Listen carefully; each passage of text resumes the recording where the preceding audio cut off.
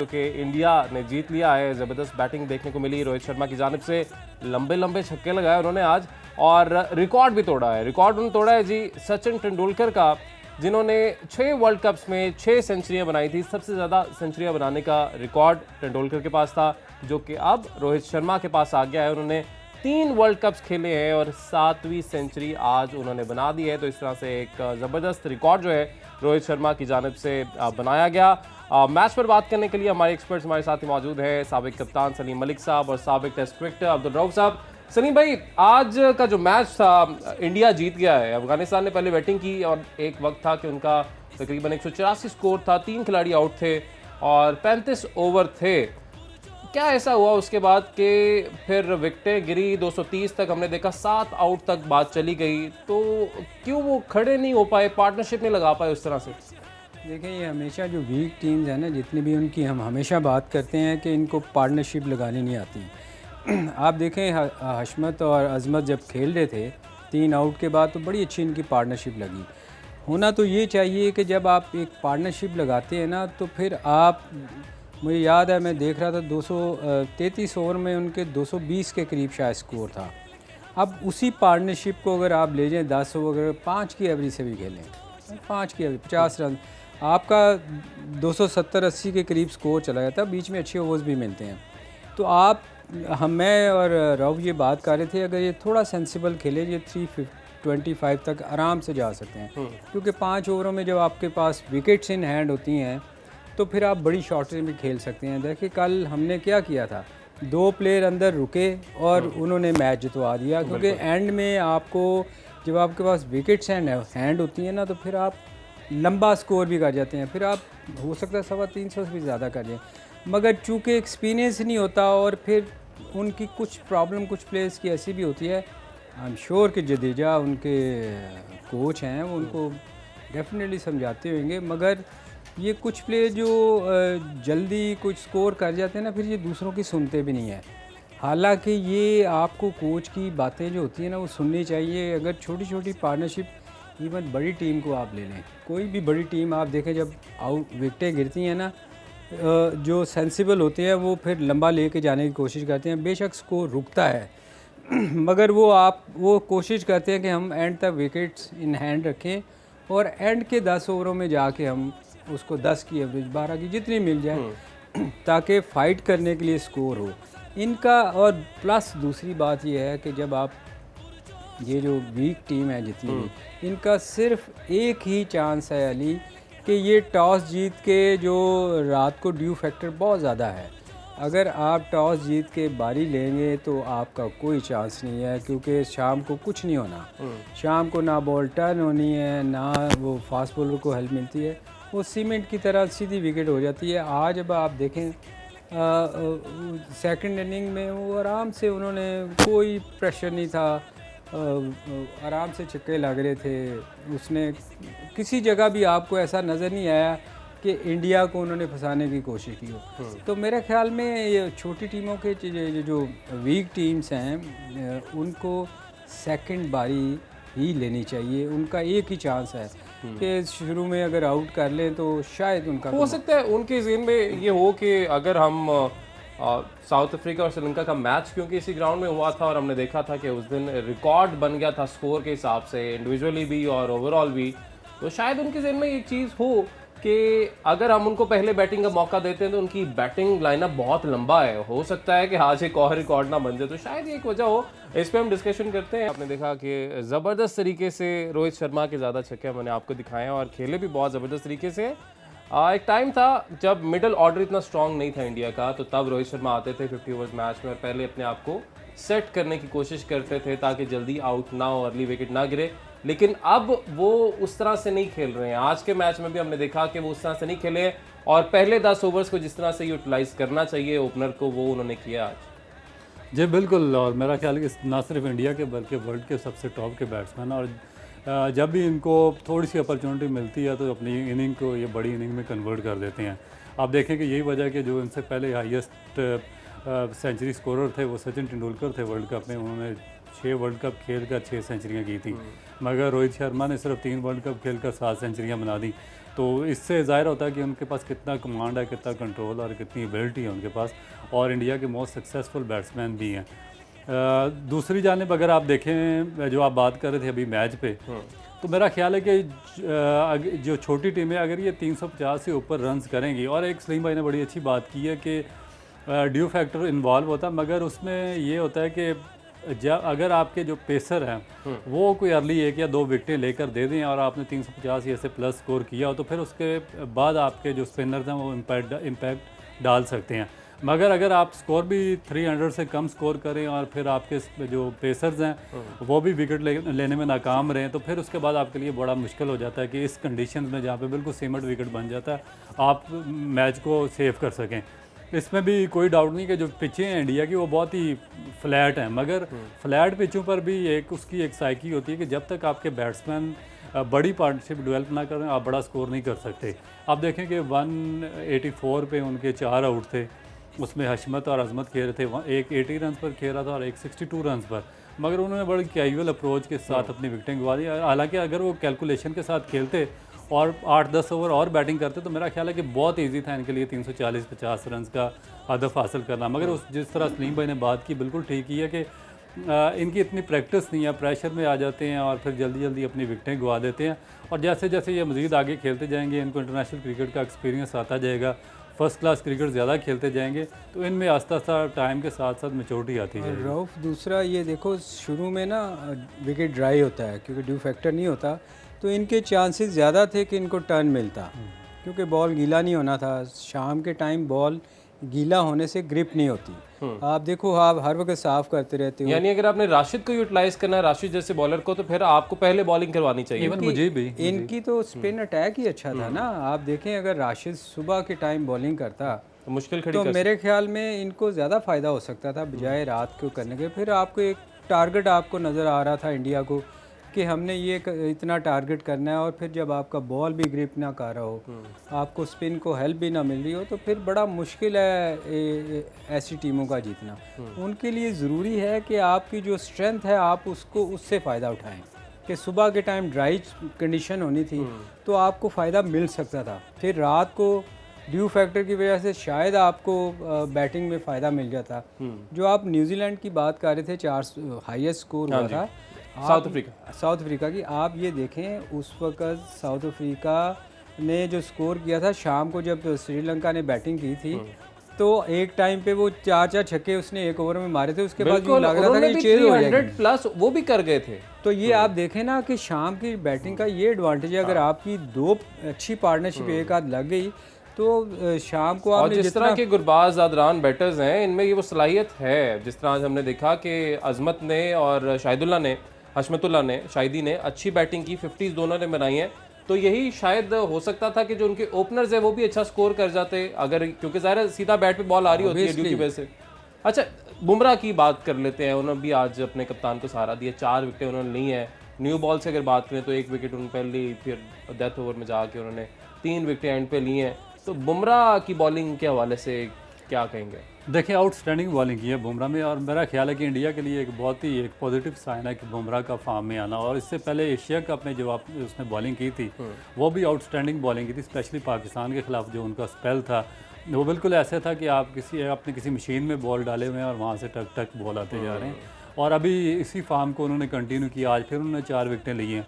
गो के जो पिच थी वो इतना ज़्यादा सपोर्ट नहीं कर रही थी फास्ट बॉलर्स को, मगर उसके बावजूद बुमराह ने एक्सेप्शनल स्पेल किया है। और मेरा ख्याल है कि जो पाकिस्तान के मैनेजमेंट है उनको भी सीखना चाहिए इस चीज़ से कि कैसे एक बॉलर इंजरी के बाद वापस आता है, फिर उसको किस तरीके से यूटिलाइज़ किया जाता है, फिर उसके ऊपर किस तरह वर्कलोड डाला जाता है, वर्कलोड मैनेजमेंट उसकी किस तरह की गई है, फिर उसकी जो प्लानिंग बनाई गई है, ट्रेनिंग प्रोग्राम बनाए गए हैं वो किस तरीके से शेड्यूल किए गए हैं, और उसके बाद फिर उसको किस कंट्रोल्ड तरीके से यूटिलाइज़ किया गया कि वो जो सबसे बड़ा मेजर इवेंट था वर्ल्ड कप, उसमें ना सिर्फ फॉर्म में आया, इंडिया के लिए परफॉर्म कर रहा है, बल्कि उनके लिए मैच विनर बॉलर साबित हो रहा है। और हमारा उल्टा देखें कि हमारे बॉलर्स की जो फिजिक है वो थकी हुई है, थोड़ा सा इंजरी की वजह से स्ट्रगल कर रहे हैं, और हमने उनको बिल्कुल गैर ज़रूरी मैच। अच्छा, और इस चीज़ के ऊपर हम बड़ा तनकीद भी करते हैं कि जी इंडिया जो है फास्ट बॉलर्स पैदा नहीं कर सका जो पाकिस्तान ने किए।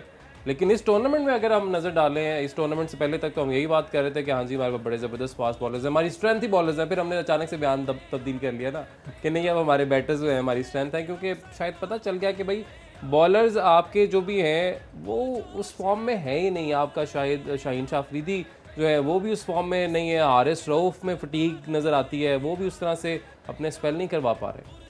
नहीं, इसकी रीज़न है आपको शायद कल भी अली इस चीज़ पे बताया था कि जितनी देर आप लंबे स्पेल नहीं करेंगे, फर्स्ट क्लास नहीं खेली होगी या टेस्ट मैच। अब देखें रऊफ सिर्फ वनडे खेलता है, वो भी मोस्टली T20 खेलता है, तो उसमें सिर्फ 4 ओवर करने होते हैं। और जब 10 ओवर में बड़ा फ़र्क आ जाता है और 50 ओवर फील्डिंग करनी है, ये भी नहीं कि 20 ओवर के बाद बाहर जाना है, तो उसके लिए जितनी देर आपकी टांगें स्ट्रॉन्ग नहीं होंगी, वो स्ट्रॉन्ग कैसे होंगी कि आप लंबे स्पेल करेंगे। बुमराह आप देखें, बुमराह उनके तीनों फॉर्म की क्रिकेट खेलता है, T20 भी, फर्स्ट क्लास वो भी, 50 भी और वो भी। और बुमराह एक ऐसा बॉलर है कि वो आप देखें, एक तो मैं एज ए बैट्समैन आपको बताऊं उसका एक्शन बड़ा मुश्किल है उसको, और फिर उसकी जो बॉलिंग करने की स्पीड आखिरी जो है वो बड़ी वो डिसीव करती है। तो मेरे ख्याल में बुमराह के आने से इंडिया की बॉलिंग में बड़ा फ़र्क पड़ा। जब तक बुमराह नहीं था ये थोड़ा स्ट्रगल कर रहे थे, क्योंकि आखिरी ओवर्स में वो जितने अच्छे यॉर्कर वो करता है, मैंने बहुत कम दुनिया में बॉलर देखे हैं जो इतने एक्यूरेट यॉर्कर करता है। तो मेरा ख्याल है उसका वो है तो क्लास, मुझे तो बड़ा पसंद है। रऊफ भाई ने बात की है लोड मैनेजमेंट की, और ज़ाहिर है फिर उसमें डाइट प्लान वगैरह भी सारी चीज़ें आती हैं कि आपने प्लेयर जो आपका है, एथलीट जो है, उसकी डाइट क्या होनी चाहिए। हम तो यहाँ पे ख़बरें देख रहे हैं कि हमने हैदराबादी बिरयानी पढ़ दी, और आज हम गए थे पिशावरी चरसी टिक्का जो हैदराबाद में है, वहाँ पे हमने ये वाली कढ़ाइयाँ खाई हैं, आज वो वाली। वैसे ठीक है, ज़ाहिर है देसी खाना तो हमारा है, वो तो हम खाते ही खाते हैं, लेकिन एथलीट के लिए फिटनेस, फिर डाइट देखें, हम विराट कोहली की डाइट चार्ट उठा के देखें, पूरे पूरे चार्ट बने होते हैं कि आपने ये खाना है, ये नहीं खाना है, आपने इतना प्रोटीन कंज्यूम करनी है, कार्ब्स इतनी करनी है, नहीं करनी है, बस पूरे चार्ट्स बने होते हैं। हमारे यहाँ पे इस तरह का है माहौल नहीं। देखिए, हमारा जो सबसे बेसिक साइकोलॉजिकल प्रॉब्लम ये है कि हम समझते हैं कि जो देसी खुराक है, जिस तरह कढ़ाइयाँ वगैरह और ये चीज़ें, ये हमें एक्स्ट्रा स्ट्रेंथ देंगी, मगर ये जो जदीद साइंस थे और जो न्यूट्रिशन प्लान है जो आजकल लेटेस्ट आ रहे हैं, उन्होंने बिल्कुल इसको रॉन्ग साबित कर दिया। उन्होंने मिकदार दी हुई कि आपके जिस्म को, आपकी बॉडी को इतने प्रोटीन चाहिए, इतने कार्बोहाइड्रेट्स चाहिए, इतने मिनरल चाहिए और इतने विटामिन चाहिए। अब जब हम किसी भी चीज़ की डेफिशिएंसी होगी, चाहे आपने बकरे की 4 किलो कढ़ाई भी खाई होगी, तो उसका फ़र्क नहीं होगा कि अगर डिहाइड्रेट हो जाए, आपके मिनरल पूरे ना हों, विटामिन पूरे ना हों, आपके कार्बोहाइड्रेट्स। डिहाइड्रेशन की मिसाल हमने फिर वहाँ पे एक देखी भी थी मैच में, और उन्हीं की तस्वीर लगी हुई थी कि एक दिन पहले वो पिशावर चरसी टिक्का गए थे, पहुँच गए हम वहाँ पे। ठीक है, सही है। ये प्रॉब्लम होता है। अब जो एथलीट्स हैं, इनके अपने न्यूट्रिशनिस्ट होते हैं, ये उनसे पूरा डाइट प्लान बना के चलते हैं, इनकी टीमों के साथ बड़े बड़े अच्छे इस तरह के डॉक्टर्स। इस हवाले से हम मजीद भी डिस्कशन करते हैं, और भी हमने कुछ चीज़ें डिस्कस करनी है। ख़ासतौर पर अगर रिजवान की बात की जाए तो गज़ा के हवाले से उन्होंने फ़लस्तीनियों के नाम अपनी जीत की थी, जो उन्होंने सेंचुरी बनाई, उस पर बात करते हैं, क्योंकि उनको उस पर तनकीद का निशाना बनाया जा रहा था। अगले मैच जीतने के लिए उम्मीद ये भी करते हैं कि हमारे जो बॉलर्स की फ़िटनेस है, जिसमें हमें उनकी फॉर्म में कुछ उस तरह से बेहतरी दिखाई नहीं दे रही है, फटीक दिखाई दे रही है, और शायद वही वजह है अगैन जो कि हम पहले भी डिस्कस करते आए हैं कि लंबे ओवर्स नहीं खेलते हैं। लेकिन coming back to the breaks पे जाने से पहले हम थोड़ा सा उसको और मज़ीद डिस्कस कर लेते हैं कि डाइट प्लान नहीं है। हम इंडियन प्लेयर्स की क्योंकि हमने बात की कि हमने देखा बुमराह जिस तरह से आके परफॉर्म कर रहे हैं, इंजरी फिर रेस्ट फिर परफॉर्मेंस, बाकी जितने भी प्लेयर्स हैं इंडिया के, उनके साथ अपने ट्रेनर्स, अपने न्यूट्रिशनिस्ट मौजूद हैं। हम चले, हमारे प्लेयर्स कुछ तो अफोर्ड वैसे कर सकते हैं, लेकिन अगर सब नहीं भी कर सकते तो पीसीबी तो अफोर्ड कर ही सकते हैं ना, जितने पैसे कमाते हैं। तो न्यूट्रिशनिस्ट होते भी होंगे मेरा ख्याल है, लेकिन फॉलो शायद नहीं किया जाता उस चीज़ को।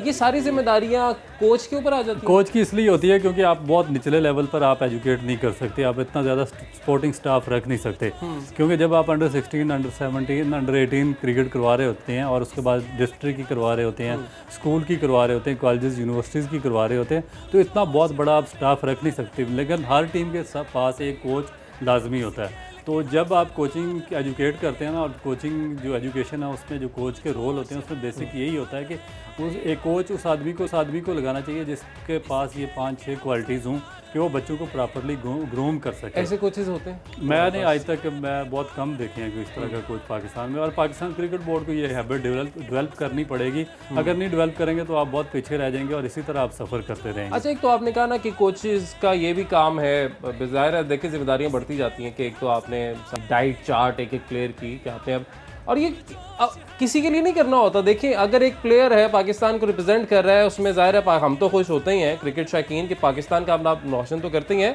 लेकिन साथ ही साथ आप भी एक स्टार बन रहे होते हैं। तो ये जो मेहनत आपने करनी होती है ये ज़्यादा आपने अपने लिए करनी होती है, तो ये जिम्मेदारी का एहसास प्लेयर को खुद होना चाहिए।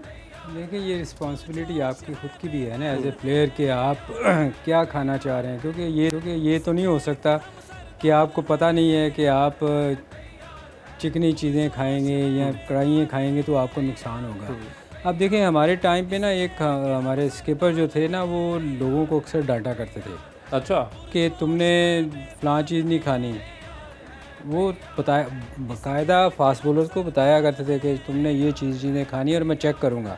अच्छा। और कुछ प्लेयर्स के बारे में ना वो जब टूर्स ख़त्म होने वाले होते थे ना, रौफ तो बड़ी मज़े की बात है कि जब टूर्स ख़त्म होने वाले होते थे तो उसको कहते थे कि तूने जाके पराठे नहीं खाने के आके हमें फिर दोबारा से मेहनत करनी पड़े कि अम्मा ने पराठे खिला दिए और तूने आके हम फिर ट्रेनिंग शुरू करें। तो ये कुछ लोगों की उस वक़्त आदत थी कि वो उनके कमरे में जाओ 6-6 बर्गर खा रहे होते थे, और अच्छा। फिर जब टूर्स अगला टूर शुरू होने से पहले वो बहुत मोटे हो जाते थे, क्योंकि वो घर जाके बहुत सारी ऐसी चीज़ें खाते थे जो सूट नहीं करती। जैसे पराठे बहुत खा लिया आपने, हर वक्त पराठे ही खाते रहे, वो फिर आके ना ट्रेनिंग में उनको दोबारा मेहनत करनी पड़ती थी। तो उनको बड़ी डांट कुछ प्लेयर्स को पड़ा करती थी कि यार खुदा के लिए जाके अपना ख्याल रखना। अच्छा, और ये भी अब तो देखिए पैसा इतना आ गया है, अब तो इंडिया के जैसे अभी रऊफ बता रहे थे, रऊफ इसलिए इस चीज़ में मास्टर हैं कि इन्होंने इस चीज़ में एमफिल किया हुआ है। तो मेरे ख्याल में मैं पिछली दफ़ा भी एक दफ़ा कहा था कि जितना अच्छा रऊफ इस चीज़ को अंडरस्टैंड करते हैं और प्लेयर्स को बता सकते हैं, क्रिकेट बोर्ड बड़ी अनफॉर्चुनेटली हम बाहर से लोगों को बुलवाते हैं। एक बंदे ने उसमें मास्टर किया हुआ है और एमफिल किया, उसके बाद इसको यूज़ करना चाहिए। देखें मैं अपनी जॉब का नहीं कह रहा, जिस बंदे ने किया और फास्ट बॉलर के लिए वो बहुत हेल्पफुल हो सकता है ये बंदा। अनफॉर्चुनेटली हम नहीं करते। ये क्रिकेट बोर्ड को सोचना चाहिए कि यार जिस आपके लिए एक बंदे ने इतनी पाकिस्तान के लिए खेला भी है, फिर उसमें पढ़ा भी है, अभी किया है, और ऐसे लोग तक बड़े कम मजीद मिलते पढ़ हैं। है, वो पीएचडी करना चाह और रहा है। ऐसे लोग बड़े कम मिलते हैं, क्योंकि हम देखते हैं कि हम जो कोचेस भी हम देखते हैं उनकी भी ज़ाहिर है प्लेयर अपने वक्त बड़े अच्छे रहे होते हैं, लेकिन हमारे बहुत से प्लेयर्स ऐसे हैं जिनकी एजुकेशन उस तरह से नहीं है, और it doesn't matter to us, क्योंकि एज अ प्लेयर अगर वो अच्छे हैं, अगर स्पोर्ट्समैन अच्छे हैं तो ज़ाहिर है हमें उससे कोई लेना देना नहीं है। हाँ, अगेन जब आप एक स्किल को मैदान में लेके आते हैं और उस प्लेयर को जब फेम मिलता है, तो वो लड़का जिसके पास उतना एक्सपोजर पहले नहीं था लेकिन अब आ गया है, उसको हैंडल कैसे करना है, उसको मैनेज कैसे करना है, काउंसलिंग होती है इसकी। बिल्कुल काउंसलिंग ज़रूरी होती है। और हमारी जो फेलियर है अच्छे जो हम, क्योंकि हम पाकिस्तान बेस्ड करता है जो आपके नेचुरल टैलेंटेड प्लेयर्स होते हैं उनके ऊपर। जब नेचुरल टैलेंटेड प्लेयर्स पाकिस्तान की टीम में आ जाते हैं या पाकिस्तान के अंडर 19 टीम में आ जाते हैं, तो उनको इतना ज़्यादा जो टेक्निकल इश्यूज़ का नहीं इल्म होता। उनको बेसिक चीज़ यही एजुकेट करनी होती है कि उनके साइकोलॉजिकल लेवल बेहतर करना होता है, न्यूट्रिशन के देना होता है, उनके लिए ट्रेनिंग के साइकिल बनाकर देने होते हैं, उनकी काउंसलिंग करनी होती है कि भाई ये नहीं कि तुम्हारा सोशल मीडिया अकाउंट है तो जिसका मैसेज आ रहा है तुम हर एक के साथ ही जुड़ जाओ। जाहिर है जिसका एक्सपोजर नहीं है आपको उसको फिर बताना पड़ता है, सिखाना पड़ता है, तो इसके लिए counselling I think very important. मैं आपको बताऊं अली, ऑस्ट्रेलिया के कैप्टन थे, हमारे पास टाइम है जी जी। ऑस्ट्रेलिया के कैप्टन थे रिकी पॉन्टिंग। उनको ना कैप्टन बनाने से पहले उन्होंने उसकी बड़ी काउंसलिंग की थी, क्योंकि उनका था कि हर वक्त किसी पब में लड़ाई की और मार कुटाई करते थे और रोज़ उनका इशू एक आता था। उन्होंने पूरा 1 साल उस पर काउंसलिंग की कैप्टन बनाने से पहले कि कौन कौन सी चीज़ें नहीं करनी, एज ए कैप्टन आपने ये फ़लाँ काम नहीं करने, पूरा 1 साल मेहनत की। तो काउंसलिंग होनी चाहिए। हमारे प्लेयर्स भी देखे बहुत सारे इश्यूज आते हैं, बहुत से प्लेयर्स हमारे ज़ाया हुए हैं। अगर हम कुछ नाम लें तो मेरा ख्याल है Umar Akmal, Ahmed Shahzad, these are the main prime examples. हाँ, बच गए, हसन अली वापस आ गए हैं ट्रैक पे और मेरा ख्याल है शादी जल्दी होगी, ये भी एक एडवांटेज हुआ है उनको इस चीज़ का। लेकिन बहुत सारे प्लेयर्स हमारे इसी काउंसलिंग ना होने की वजह से वो शायद उस तरह से नई टीम के साथ चल सके। असल में जब आप किसी प्लेयर को अच्छी तरह हैंडल नहीं करते ना, ये भी एक देखें, ये भी एक साइंस है कि आप देखें ना, आप किसी भी प्लेयर को जिसका नाम बन जाता है ना, वो सुनता नहीं है फिर। हमारे यहाँ प्रॉब्लम ये है कि जब हम कोचेज़ या दूसरे लोग आते हैं ना, वो आके उस पर रोप डालते हैं, जबकि ऐसा नहीं है। जब आप क्रिकेट छोड़ देते हैं ना, फिर वो स्टार वो है जो अंदर खेल रहा है, ठीक है, उसको आपको बड़े तरीके से समझाना पड़ता है कि यार, मतलब मैं एक मिसाल दे रहा हूँ कि जैसे कोई भी प्लेयर अगर आया है, उसका वो आपको नज़र आ रहा है कि यार ये ट्रैक से हट रहा है, तो आपको उसको कहना चाहिए यार तू बहुत बड़ा प्लेयर है, मगर हमने थोड़ी बहुत खेली है, मगर तेरा नाम, तू दुनिया में बहुत बड़ा नाम पैदा कर सकता है। मेरा ख्याल है ये थोड़ी सी गलती जो है ना, ये तू कर रहा है, अगर ना करे ना तो तेरी क्या, तू कहाँ का कहाँ चला जाएगा, वो सुनेगा भी। जब आप उसको रोप डाल के कहेंगे ना कि तूने ये करना है, तो मैं ये था, मैं वो, फिर कोई नहीं सुनेगा। हमारे यहाँ प्रॉब्लम ये है कि कुछ प्लेयर्स को मैंने जो देखा और सुना कि कोशिश लगाया गया, मैं पहले की बात कर रहा हूँ, अब की नहीं, उस वक़्त लोगों ने बहुत सारे लोगों ने शिकायतें की कि ये अपनी मिसालें देते रहते हैं और हमें समझाते कुछ नहीं है। तो वो चीज़ें जो भी थी ना, फिर वो ख़िलाफ़ गई। तो किसी प्लेयर को हैंडल करने के लिए भी ना आपको एज ए बुज़ुर्ग, जो मैं कह रहा हूँ ना, कि वो रोल प्ले करना पड़ता है, ना कि आप उसको डांटते रहे हर वक्त। हाँ, प्लेयर्स को डांटे, आप जूनियर को जिस और तरह से आप कर सकते हैं, एक सीनियर प्लेयर को और एक जो सबसे सीनियर होते हैं उनके साथ आपका बिहेवियर हर एक के साथ डिफरेंट होना चाहिए। जैसे घर में एक बड़ा होता है ना, बच्चों के साथ और तरह होता है, फिर किसी को डांटना होता है, किसी को प्यार से, तो ये चीज़ें लेकर इसी तरह बिल्कुल टीम भी आपकी फैमिली की तरह है, जिस तरह आपने कहा आपके प्लेयर्स भी आपकी फैमिली हैं, तो उनको भी लेकर तरीके से चलना होता है। और वही काउंसलिंग वाली बात अगैन कि उसी वजह से बहुत से प्लेयर्स तो हमारे उनकी परफॉर्मेंस पे हमने इफेक्ट देखा, वो तो वैसे हमने ज़ाया कर दिए। कुछ प्लेयर्स गलत सरगर्मियों में मुब्तला हो गए, जैसे हमने स्पॉट फिक्सिंग स्कैंडल और इस तरह की चीज़ें देखी, वहाँ पर उस वजह से भी हमने बहुत सारे ऐसे प्लेयर्स जो कि जिनका कहाँ कहाँ नाम, और जाहिर है इसमें बहुत सारे ऐसे नासर भी मुलविस हो जाते हैं, एलिमेंट्स जो कि नहीं चाहते हैं कि आपका ये टैलेंट ज़्यादा ऊपर जाए, और फिर जाहिर है उनको इंगेज करने की कोशिश की जाती है। उसके लिए भी इनको लेक्चर काउंसलिंग वो भी छोटे लेवल से शुरू करना चाहिए आपको। देखें, जो अंडर 12, अंडर 14, अंडर 16 से आपको उनकी काउंसलिंग शुरू करनी चाहिए कि किन लोगों से आपको मिलना है और किन लोगों से आपने नहीं मिलना। और अगर कोई आपको ऐसा बंदा नज़र आता है जो आपके साथ थोड़ा सा ना आपको ट्रैक से हटाने की कोशिश करता है, तो आपको रिपोर्ट करनी है, वरना आपका कैरियर ख़राब हो सकता है। तो ये बहुत सारी चीज़ें ऐसी हैं जो लेक्चर, मेरा ख्याल है cricket board I am sure देता होगा, मैं तो कभी गया नहीं, इस पे भी लेक्चर होने चाहिए। इस पे तो अब शुरू हो गए, लेकिन बहुत सारी चीज़ें हैं, जैसे हमने एक डाइट प्लान डिस्कस किया, जाहिर है जी देसी खाने किसका खाने का नहीं दिल करता। और बड़ी अजीब सी बात है कि जब हम बात करते हैं कि जी प्लेयर्स को अपनी फ़िटनेस पे फोकस करना चाहिए, पेट निकल आते हैं, तो ये देखें, ये बॉडी शेमिंग नहीं होती। प्लेयर, एक एथलीट जो होता है, उसकी फ़िटनेस बहुत ज़रूरी है, तो that is not body shaming है। उससे उसको रिलेट जो लोग करने लग जाते हैं, ऐसा नहीं है। एथलीट वही है जिसकी फ़िटनेस अच्छी है, और अगर आपकी फ़िटनेस अच्छी नहीं है, आप अच्छे एथलीट नहीं है। तो ये चीज़ हमें अंडरस्टैंड करनी पड़ेगी, बाकी चीज़ें साथ साथ चलती रहती हैं। डिस्कशन हमारी जो थी जहाँ से रुकी थी उधर से कंटिन्यू करेंगे। मोहम्मद रिजवान को लेके बड़ी एक कंट्रोवर्सी खड़ी हो गई थी इंडिया के अंदर, ख़ास तौर पे जैसे ही रिजवान ने मैच जिताया, एक अच्छी इनिंग्स खेली, उन्होंने ट्वीट किया कि मैं ये अपने जो गज़ा में रहने वाले मेरे बहन भाई हैं, मैं उनको ये जीत डेडिकेट करता हूँ। उन्होंने ग्राउंड के अंदर ऐसी ना कोई शर्ट पहनी, ना कोई बैंड पहना, आउटसाइड द फील्ड उन्होंने अपने पर्सनल सोशल मीडिया अकाउंट पे आके ट्वीट किया, जिस पे बड़ा हंगामा मचाने की कोशिश की वहाँ पे इंडियंस ने कि जी ये देखें प्लेयर ऐसे कैसे कर सकता है, ये है वो है। अब ऑफिशियली आईसीसी ने उसका जवाब दे दिया कि भाई this is from outside the field, कोई इसमें वायलेशन नहीं हुआ है, कोई एक्शन, क्योंकि एक्शन का कहा जा रहा था लिया जाए, कोई एक्शन नहीं है। देखिए, मेरा ख्याल है कि किस चीज़ का एक्शन बनता है, किसी चीज़ का एक्शन नहीं बनता। और रिजवान ने जो किया है, जो करंट सिचुएशन चल रही है पूरी दुनिया उनके साथ, आप देखें कि अमेरिका में, कनाडा में, ऑस्ट्रेलिया में, पूरी दुनिया में फ़लस्तीनियों की हक़ में मुजाहरे हो रहे हैं।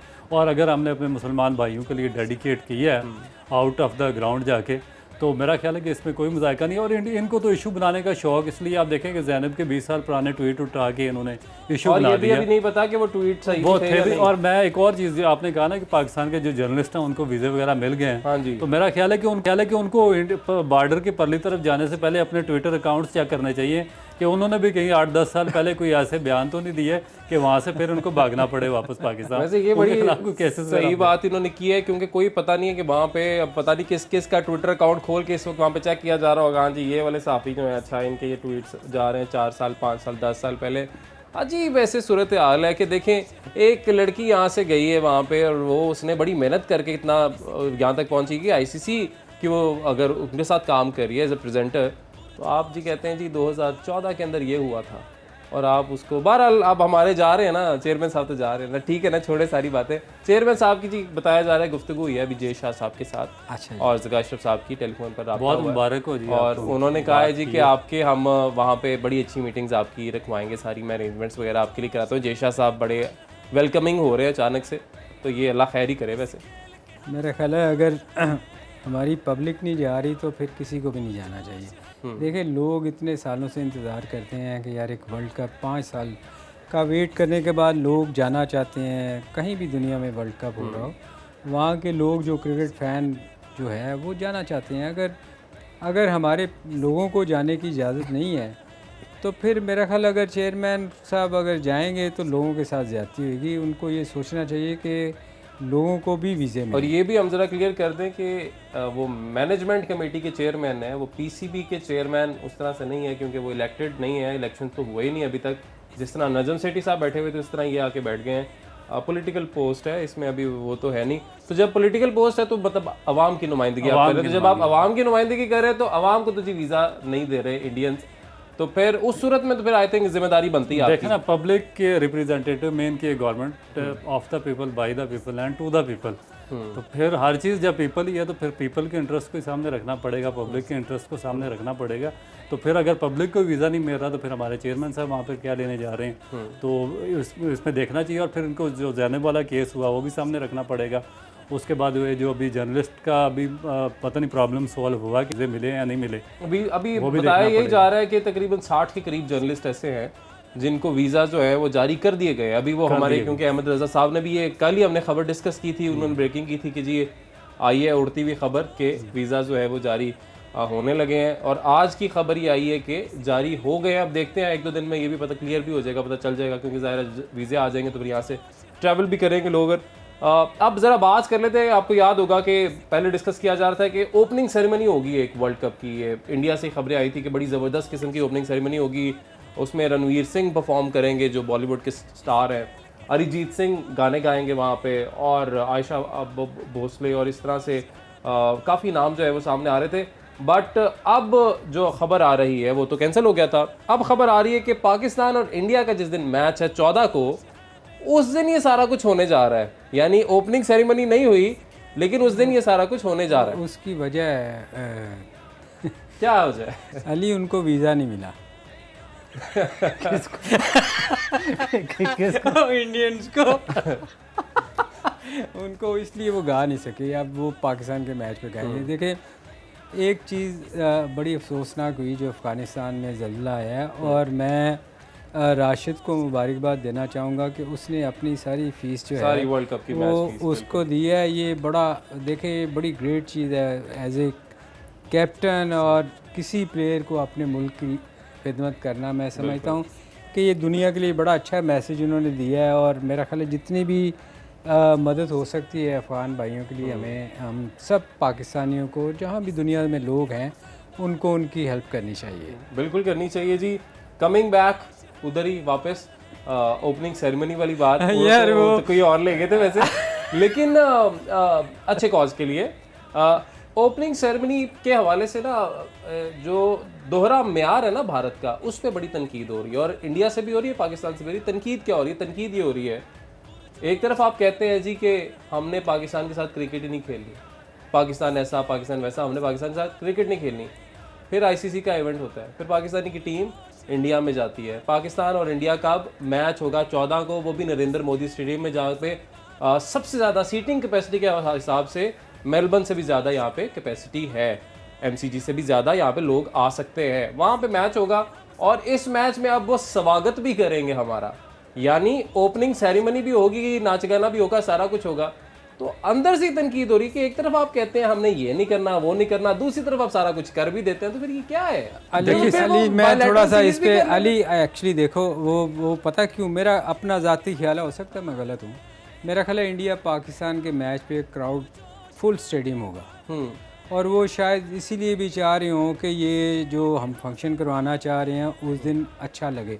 मैं होना तो पहले दिन चाहिए था ना, मगर मेरा अपना ज़ाती ख्याल है। सर ये कैसा दोहरा म्यार है कि एक तरफ आप कहते हैं हमने पाकिस्तान के साथ ना ताल्लुकात बढ़ाने हैं ना ये करना है वो, लेकिन फिर आपने एंटरटेन पाकिस्तानियों को देखिए इसीलिए तो हम बात करते हैं कि पाकिस्तान क्रिकेट बोर्ड को और गवर्नमेंट को थोड़ा सा स्टैंड देना पड़ेगा इनके खिलाफ, क्योंकि ये भी एग्जैक्टली जानते हैं कि पाकिस्तान का जो इंडिया के साथ मैच है सबसे बड़ा रेवेन्यू जनरेट का मैच होता है, उसमें इतना बड़ा हैवी रेवेन्यू जनरेट होगा, उसी को कैश करने के लिए इनके देखें कि जो इनकी जो सेरेमनी हुई थी शुरू में वो बिल्कुल ही ऐसे बोगस सेरेमनी थी जिसका ना कोई सर था ना पाँव था, और लोगों ने कहा था कि इससे तो 100 गुना ज़्यादा IPL की आपकी सेरेमनी बेहतर हुई है। तो इसका मतलब है कि आपने ये साबित करने की कोशिश की है कि ये जो वर्ल्ड कप है मेगा इवेंट है वो IPL से छोटा है। मगर आप देखो कि इनको पता चला कि पाकिस्तान और इंडिया का बिगेस्ट मैच है इस इवेंट का और उसमें सबसे बड़ा क्राउड आएगा इनकी हिस्ट्री की, क्रिकेट की हिस्ट्री का, तो उसको उन्होंने कैश करवाने की कोशिश की है और उसी में ओपन सेरेमनी करवा देंगे। कैश करने की ही कोशिश की जा रही है, इसलिए अब पाकिस्तान और इंडिया के मैच वाले दिन